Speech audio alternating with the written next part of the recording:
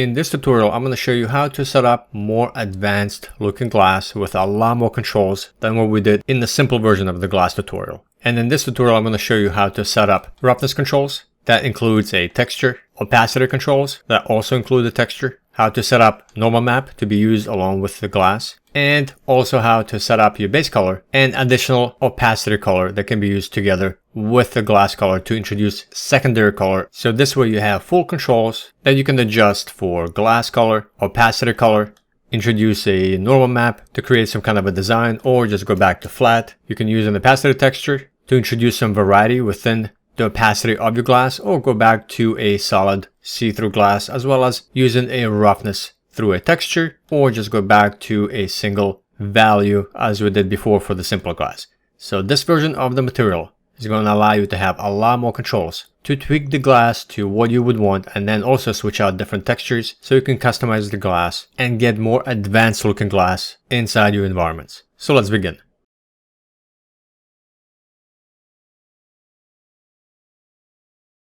So in the previous video, we covered how to create simple glass. And in this video, we're going to create more advanced glass with a lot more functionality and a lot more controls. So we're going to start from scratch, so this way you get to see the entire process. And I'm going to use the same scene as I did in the previous video, where we have a single plane, a sphere, and I got these from the place actors panel under shapes. And these are the two static meshes we're going to apply our material instance of glass onto, so we can see what it looks like. Let's create a brand new material. I'm going to right click an empty space inside a folder where I want to store this material, and then choose a new material and name it m_glass_advanced. And let's open up the material editor and dock it. Then select the main material node, and we need to enable a few properties. Very first one is under blend mode. We're going to change it to translucent, and then under lighting model, scroll down, or you can search for lighting, and right here on the translucency lighting model, we're going to change it to surface forward shading. So there are two options you want to use for glass whenever you are using blend mode set to translucent, and it's surface translucency volume or surface forward shading. Both will work, however the forward shading will look better at a performance cost. If you want to get a bit of performance back, use surface translucency volume, but forward shading is going to make your glass look better and render better. And since translucency mode is already expensive, let's go for the better looking version, which is surface forward shading as a lighting model. And then also we're going to enable two-sided. So let's scroll back up and enable two-sided. This is optional, but if you have a single plane and you want them to be rendered on both sides, you may want to enable two-sided, which I am. I'm going to enable two-sided so we have our glass being rendered on both sides, specifically when you apply to a single plane. First, let's set up our basic functionality of our advanced material, and then we'll begin to expand on it. So the very first thing is we need opacity. I'm going to hold down S and left click to create a scalar parameter and name it opacity. Default value will be 0.5, and you can set this anywhere between 0 and 1. And let's connect it to opacity. And also right away, let's go ahead and begin to organize these into groups so the material instance will be easier to use. So this one is going to be opacity group. Then let's do roughness. S and left click and name it roughness. This is going to control how shiny or how dull our glass is, how much light it will reflect back. And let's give a default value of 0.5 and connect it into roughness. And also assign it to a group called roughness. And then let's do base color. This way we'll be able to change the color of the glass. Hold down 3 and left click, right click on it, convert to a parameter so we can change it inside the material instance. Name this base color and change the default color to something other than black. Let's do slight blue and connect the RGB output into base color. Let's assign this to a group as well, base color. Then we need a metallic property, otherwise our glass will look like it's plastic instead of actual glass. Now, glass of course is not metallic, but enabling metallic property set to 1 will make your glass render as glass, and it will look a lot better. This is pretty much non-negotiable, and it's the one value that many often miss, and that's why many glass surfaces look like they're plastic instead of glass. So I'm going to hold down 1 and left click and change the value of constant 1 vector to 1. And then plug it into metallic. We don't need this as a parameter. This will always be set to 1, and we don't need to change it to 0. And you can see already 0, not very good looking glass, and 1 makes it look much better. And then let's set up our refraction. Refraction controls The distortion when you're looking through the glass, specifically at certain angles, you will often have glass being distorted, and it creates more realism of surfaces being distorted when you're looking through the glass. So to do this, we need refraction to be enabled. So select the main node, search for refraction, and set the refraction method to index of refraction. And we're going to use Fresnel to control where that refraction happens, and Fresnel will make that refraction happen at certain angles when you're looking through the glass, and it creates more realistic refraction for the glass. So what we need is a Fresnel node, so search for Fresnel and insert it. Then we need a constant 1 vector, hold 1 and left click and change it to 1. Then you need a scalar parameter, S, and left click, and name this refraction. This value is going to control the amount of distortion that happens. And the default value for glass for PBR correct materials is 1.52. That's the value that's recommended, and you can always adjust it, and that's why we're using it as a scalar parameter so we can make changes in the material instance if we need it. But 1.52 is the default and the PBR correct value. And then we're going to lerp between these three. So hold down L and left click to insert a linear interpolate. Constant 1 vector will go into lerp A. Refraction will go into lerp B, and then the Fresnel will go into alpha. And then connect the lerp into refraction, index of refraction of the material. Let's go ahead and select everything, hit C to comment this out and name it refraction. And let's drag this down. And also select the refraction, and I'm going to put it into its own group, refraction. Now let's go ahead and apply and test everything inside the level. I'm going to create a material instance by right clicking on the material, create a material instance, and name it MI for material instance underscore glass underscore advanced. And then drag it onto the sphere and drag it onto the plane. And you can already see it's looking pretty good. Now for the sphere, because we're using two-sided material, it may look a little odd. So for objects that don't need two-sided material to be rendered, such as the sphere, you may not want to use two-sided option. So temporarily, let's disable it so we can test it, and then you can always enable it a little later. But now that you know how, you'll be able to do so based on the material or on an object that you're using it on. So I'm going to disable two-sided, hit apply. You can also control by overriding that parameter inside the material instance. So if you double click on the material instance, if you go to material properties overrides, right here you can enable two-sided for the material instance itself. So you can create another material instance from this, enable two-sided, so you'll have one that's not two-sided and another material instance that is two-sided. And you can override it inside the material instance. So we now have our properties we can change. We have opacity, refraction, base color, and roughness. Go ahead and enable all of these and begin to test so you know everything works before we move on. So color works, opacity works, refraction works, and you can see how much it distorts at a certain angle you're using Fresnel right here on the edges, and you can control that value of how much the distortion, the refraction is doing for your glass. And then you can control your roughness, how shiny or how dull your glass is. Let's begin to expand on this material, and first we'll focus on the roughness. So right now the roughness value simply controls how shiny and how rough or how much light the glass will reflect back, but it's a constant value and it's across the entire surface. And what we can do to improve this is by introducing a texture, a roughness texture to use. So there'll be some variation and it'll break up that flat look of the glass that we currently have. So this way we'll have some roughness variation and it'll make the glass appear more real. As usually you would get some dirt and it wouldn't be the same even value across the entire glass, unless it's super clean glass. So let's go ahead and create a bit of space, drag this down.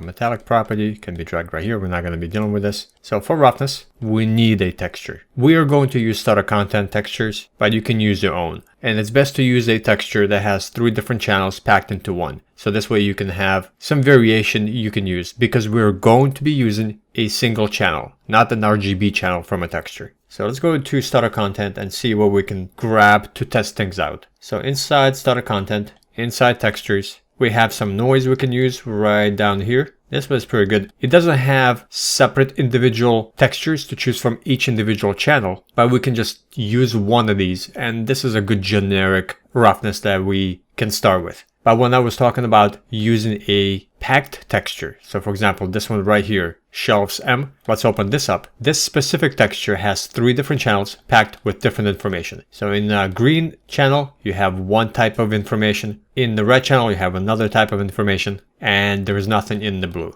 And we can use either the red channel or the green channel. And if we had some information in the blue channel, we could also use the blue channel. And you will often do this by packing different information of black and white values into different channels to be used inside UE5. So we're going to set up our texture for the functionality of choosing any channel we want to be used as roughness. And the texture we're going to start with is this one right here, the noise. So let's drag it into our material editor, and we want to have this as a parameter so we can change this roughness to another roughness texture through the material instance. Let's right click on it and choose convert to parameter and name it roughness texture. Now, if we just simply use one of these channels, red, green, or the blue channel, and it doesn't really matter because they're all the same at the moment. As you can see here, red, green, blue, there's no changes between each one. We can use either the red, the green, or the blue. So let's drag the red one and connect it into roughness just to see what it would look like. And let's hit apply. So as you can see, we'll have some variation of roughness of black and white values to control how shiny or how rough and how much light the glass will reflect back, thus introducing some variety inside that glass. And for roughness,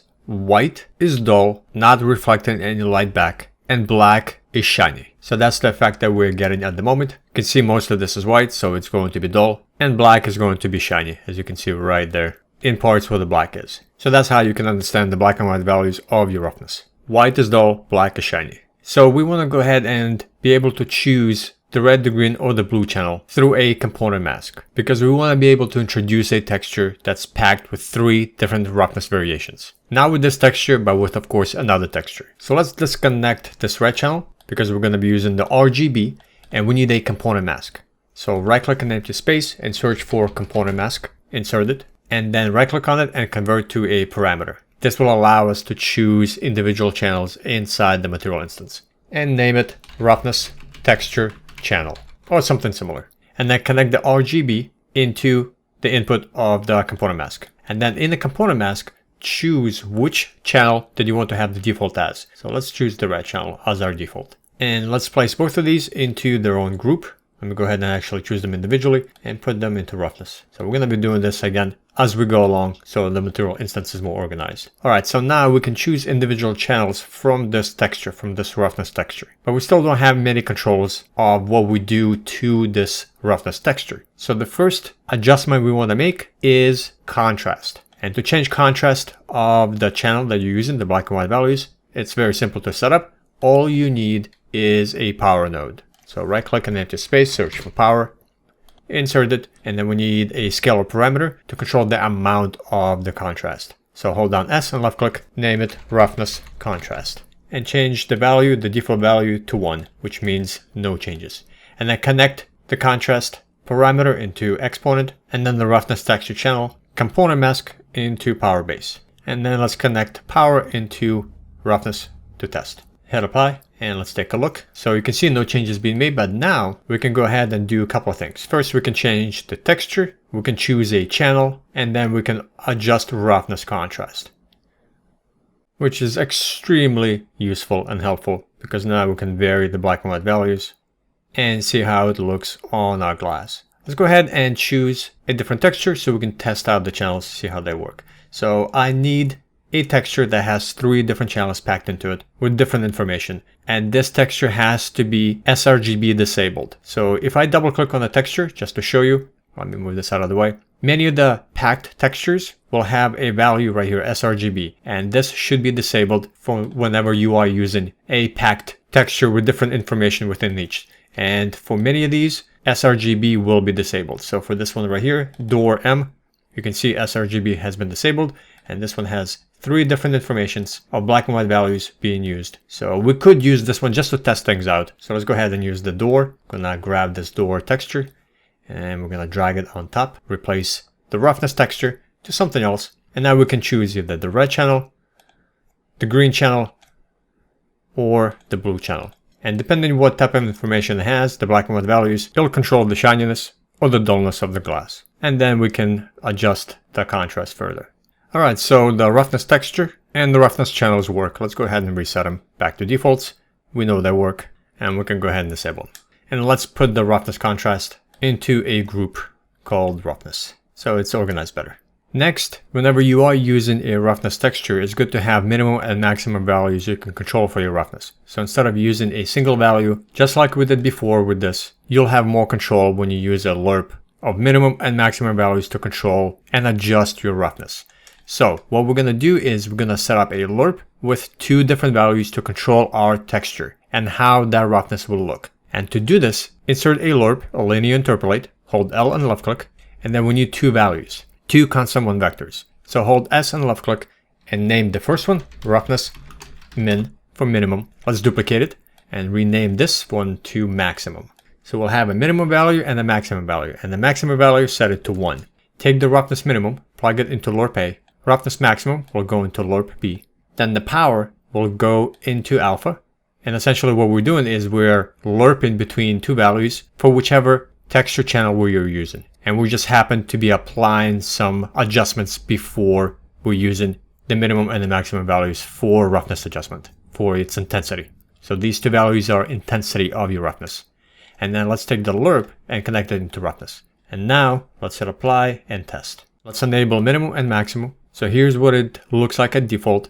And now we can increase and decrease the minimum and the maximum values and adjust the 2 ranges of black and white values and make our roughness for the glass appear different. And it just gives you a lot more control to make the glass more dusty, more dirty, and have that roughness variation you may want to introduce to make it appear more real and more like glass. And of course you have your contrast that you can also adjust on top of that. Let's jump back and assign those 2 values to a group called roughness. And then it's also a good idea to introduce ability to invert this mask. So sometimes you may want to take this mask and invert it so the values of black and white are completely inverted. So black becomes white and white becomes black. Nice little control you can introduce very easily by using a 1- node. So let me move this off to the side. We need a little bit of space because we're going to be applying it to this texture before we begin to make intensity adjustments. So we need a 1- node. So insert a 1-. This will invert a texture. And then we want to have a switch. We want to be able to enable or disable if we want to invert this texture or not. And to do this, we need a static switch parameter. So search for static switch parameter, this one right here, and name it invert roughness texture and assign it to a roughness group. So if the value is false, which is the default, nothing happens. If the value is true, we're going to invert whichever channel we are using, like so. And then take the static switch parameter and plug it into alpha. And let's hit apply. So now we have a switch that we can introduce. Let me go ahead and reset these. So we'll go back to default. And now if we want to invert this texture channel we're using for roughness, enable invert roughness texture, and then set it to true to enable it. And we've inverted a texture. So depending which channel we're using and what kind of information it has, it'll give you a different result, thus giving you more variety and more control. Let's go ahead and disable it.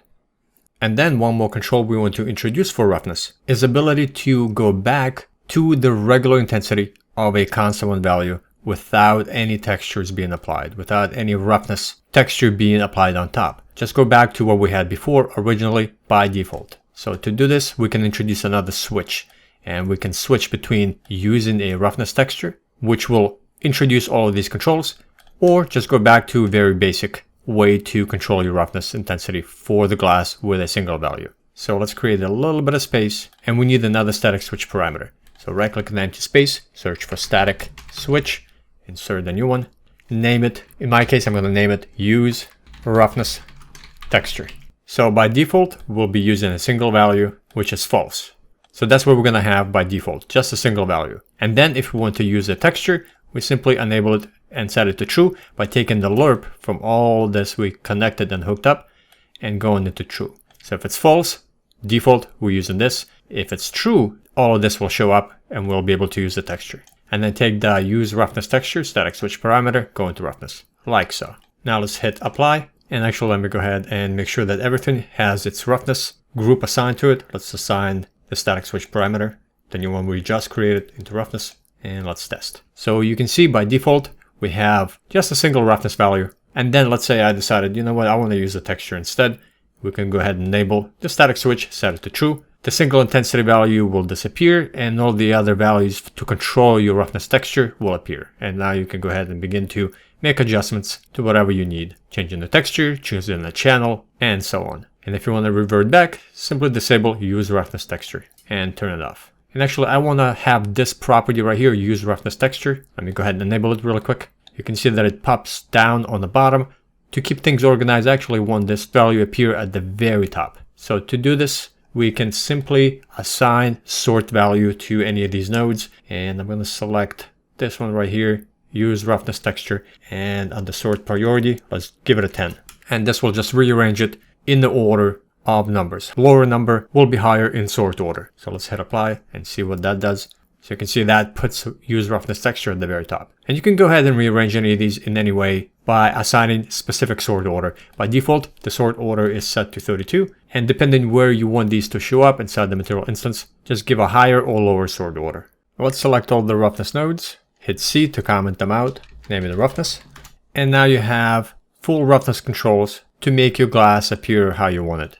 Next up, let's create normal map controls. So a normal map will allow us to have some more distortion within the glass, making the glass appear to have a different design instead of flat see-through glass. So let's look for a normal map we can use. And again, we're going to go to starter content, into textures, and just use one of these as a starting point. And let's use this water right here. Left click, hold and drag, and drop it into the material editor. Let's create a bit of space. I'm just going to move these slightly higher. And let's connect just the normal map to see what it does and what the effect is. I'm going to take the RGB and connect it into the normal map input of the material. And then hit apply. And then you can see we have a bit of waviness happening within that glass. And actually we cannot see the effect that much. And let's use something a little bit more pronounced that you can see what the normal map will do. I'm going to drag this hex tile and drop it in here. Let's reconnect it and replace it. Hit apply. And here we are. You can see that we have some design appear within the glass, and you can create some very interesting patterns on your glass surface depending on which normal map you use. So we're going to keep this one as our normal map we're going to use. Let's delete the previous one. Now to have more control over your normal map, first of all, let's create a parameter and then rename it so we can replace this normal map anytime we need it within the material instance. Right click and convert to parameter, then name it normal map. And let's assign a group to this and start a normal map group to organize everything. And then one more control we want to have is ability to increase or decrease the intensity of the normal map. So if you want to decrease it and not have anything appear and have flat pure glass as we did before, we'll be able to lower the intensity of this and remove the normal map effect. And then we'll be able to increase the effect of the normal map by increasing the intensity. To set up the intensity, it's very simple, and I've covered this before, and let's cover this now again in this video as well. We need a component mask, so I'm going to search for component mask. So this way we're only changing the normal map intensity for the red and the green channel and leaving the blue channel unaffected. I'm going to take the RGB of the normal map, connect it into the mask input of the component mask. And the channels that are on and the one you want to keep on are the red and the green. These are on by default. Let's create a scalar parameter. This is our intensity control for the normal map and name it normal map intensity. And let's keep it at 0.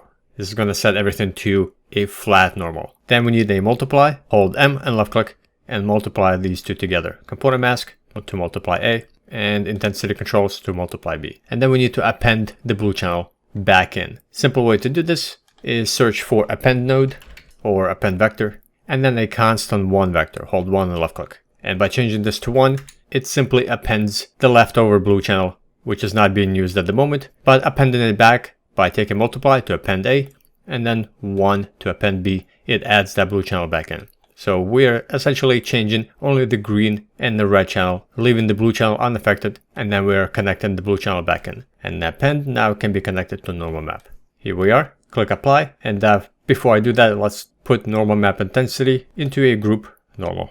And also comment this out. Normal map. Set apply and test. Alright, nothing's happening. We're back to the flat normal. That's good. That's because we lowered our intensity to 0. That's the default. And now if we want to use the default normal map, we can go ahead and put the intensity back up to 1. If we want to increase it, we can go higher, go to 3. If we want to have subtle effect of this, maybe 0.25. And then if we want to change the normal map completely, just enable normal map and drag a brand new normal map in here. So let's drag this sandstone, for example, or something else, and then tweak the intensity. So that's it. We have our normal map controls. Let's reset everything to 0, back to default. And now you have normal map controls for your glass to give you the effect that you need.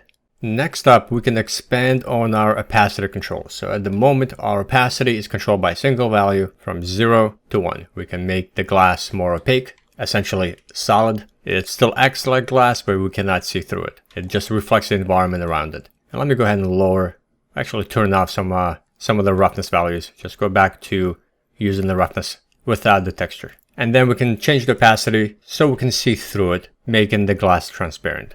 But we can also add controls to have a mask, a black and white texture, to give us a way to see through some parts more than the other. And we can do this by setting up very similar controls as we did for our roughness. So let's go back to our material editor. We're going to need a little bit more space. I'm going to drag the normal map and the refraction down. And let's use the same noise texture and the same setup for the noise or the packed mask texture, and then a channel that we could choose just like we did for our roughness. So we're not going to use the same exact roughness texture, although we could just simply use this output, or actually this output right here. And essentially, whenever we change our roughness, it will also change the opacity. But let's make it into our own separate controls that we can replace the opacity texture and control which channel we use separate from the roughness. So I'm simply going to duplicate this setup right here, select it, Control D, but then I'm going to rename everything so it's separate from the roughness. So I'm going to select this roughness and it's going to be opacity texture. And we're going to use the same texture as we do for our roughness, but you'll be able to change it to anything you want inside the material instance. Then let's rename the roughness texture channel selector. This is going to be opacity texture channel. Default will be also red. And then we're going to have ability to adjust the contrast of our opacity texture itself, opacity contrast. And let's put all of these into their own group. So let's move this to opacity, channel selector, also opacity, and the contrast controls, like so. So let's connect this to opacity, remove the opacity we had before, we'll reconnect it back so we have opacity controls that are global for the entire glass, and then we have a mask that controls it further down for certain parts of the overall opacity. But right now, let's just see what this does by itself. Set apply. Take a look. So now if we go to opacity controls, let's enable contrast, texture, and we're not going to enable this because this texture does not have any separate channels we could choose. But you know how to use this. You just simply have to have a texture that has different textures packed into each channel. So right now, the texture is driving the opacity, and we can adjust the contrast to make the glass more opaque or solid or more see-through. And again, it's being driven by the black and white values from the red channel. However, we want to have an overall control like we did before for overall opacity, and then we can control opacity through a texture on top of it. So let's go back and set this up. We just need to multiply it by taking our original opacity, hit M and left click for multiply, and then we're going to take the power and connect it into multiply B, and then the overall opacity will go into multiply A, like so. And let's rename this to just opacity texture amount. And let's connect this back into opacity and see what it does. All right, so now we have opacity and contrast. So we can adjust opacity of the entire glass, and then we can adjust the contrast for the texture itself. So it gives you a little bit more control to adjust two values at the same time. But even further down, let's say you want to go back and only use opacity without the texture, just like we had before. So for this, we're going to introduce a static switch, just like we did for the roughness. So you'll be able to either use a texture with overall opacity controls on top, just like you saw here, or you can switch back to the default, which will give you only the opacity controls like we started with. To do this, we need a static switch parameter, and let's name this use opacity texture. And then let's create a new scalar parameter, and this will be opacity. So essentially, we're bringing it back to what we had before. And let's give a default value of 0.5. So if it's false, which is the default, nothing happens. We use opacity by itself. And if it's switched to true, then we are using the texture setup. And let's connect the static switch parameter to opacity, like so. So here's what we have. Let's place everything into the opacity group, so everything is nice and organized. Make sure that everything is in there, and it is. And let's also place the switch to opacity group. Let's hit apply. And now, here's the default. We're using opacity as is, and then let's say you decided that you want to use a texture instead, switch this on, enable it, set it to true. And now we have overall opacity as well as opacity contrast for the texture that you're using. And then you can go ahead and begin to adjust these. So the opacity before gets turned off and you have new controls to adjust new opacity for the texture itself. And if you want to change the texture, just simply drag a brand new texture on top. So let's go ahead and maybe use this one right here, the ceramic, and then choose which channel you would want to use. Enable the channel controls. Let's say we use the green channel, see what that looks like. And then you can adjust the opacity texture amount as well as the contrast. Or maybe the blue channel has some information in it. Let's take a look. Again, I just randomly grabbed a texture that had 3 different channels for me to choose from. Alright, so now this works. Let's go ahead and reset everything to default. And you can do the sort order like I've explained before in order to organize this a little bit better, so it's easier to just go down the stack and you know what you're changing. And that's of course if you needed to organize it based on what you want to appear on top, so it's easier to control. Alright, let's disable opacity by using the texture and go back to our regular opacity controls. And let's lower this to 0.25, or let's do 0.4, like so. Let's go ahead and comment out this opacity controls. I'm going to select all the nodes, hit C for comment, and name it opacity. And set up one more control for the base color. So our base color right now, all we can do is change the glass color to whatever we want. But it'd be nice to have some variation that we can introduce to change color based on the opacity controls. So if we enable opacity and we use a texture instead of a solid value, just like so. Let me go ahead and maybe lower the contrast.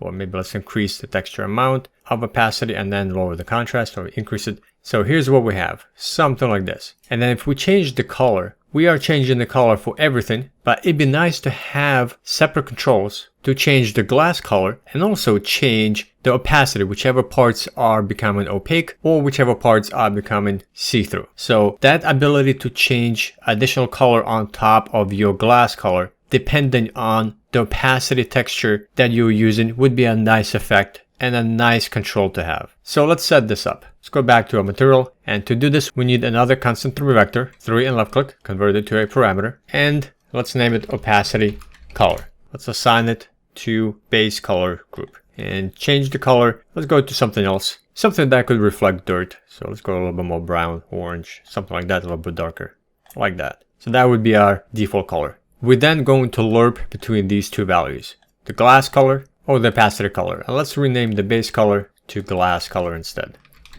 Let's insert a lerp, hold L and left click, and then connect the glass color to lerp A, opacity color to lerp B, and now we need a mask. Instead of inserting a brand new texture for a mask, we are going to use the opacity mask we're using right down here. And we're simply going to take the output from the mask texture selection for opacity. So this way we'll be able to change the opacity texture and choose a channel from it. And this will also be applied not just to opacity, but also to the base color. So the same setup is being used for 2 things, for opacity and then for our glass base color. And when you change one, it will also work for the other, for this base color adjustment. And now we need a way to switch this on or off if we need to use it. And to have that switch, we can actually use the same switch right here, use opacity texture. So the same switch, when it gets turned on for opacity, it also gets turned on for base color to have the secondary color being applied based on this texture mask that's being used for opacity. So to do this, we simply need to duplicate the same node, select the static switch parameter, use opacity texture, Control D to duplicate it. It's now exactly the same thing. When one gets switched on, so will this, because they are using the same exact name,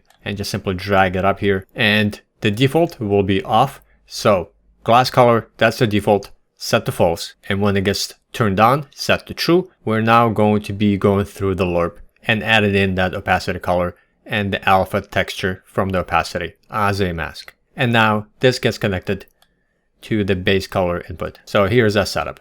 Let's go ahead, comment this out, base color. And both of them have been placed into their own group. And this remains inside the opacity group, just like so. So to make sure this works, let's go ahead and hit apply, take a look.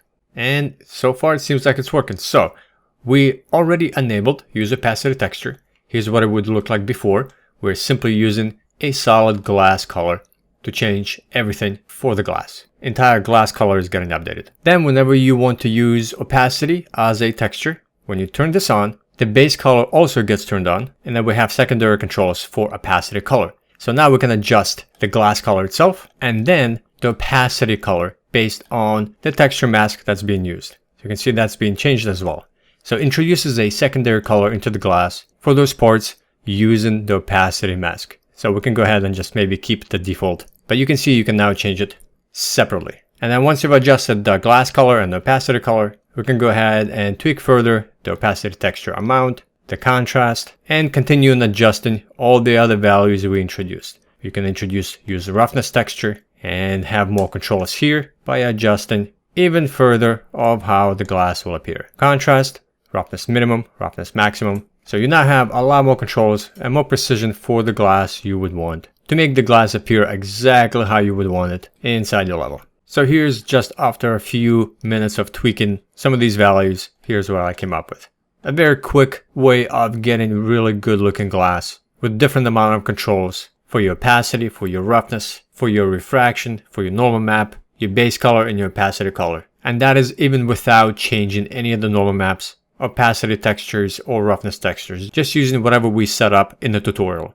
And if you want to learn more and do a deeper dive for how to use the material editor and begin creating master materials for your environments and for your props, get the full complete tutorial course that will teach you how. UE5 Master Material Creation. And you will learn everything you need to know to create materials and material instances for your environments and for your props. And you can grab UE5 Master Material Creation tutorial course today.